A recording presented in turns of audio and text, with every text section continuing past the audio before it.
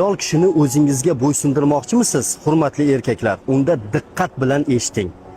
Hech qachon hech qaysi ayol qattiqqo'llik bilan, qattiq gap bilan, urush so'kish bilan, qo'pollik bilan, baqir-chaqir evaziga sizga bo'ysunmaydi.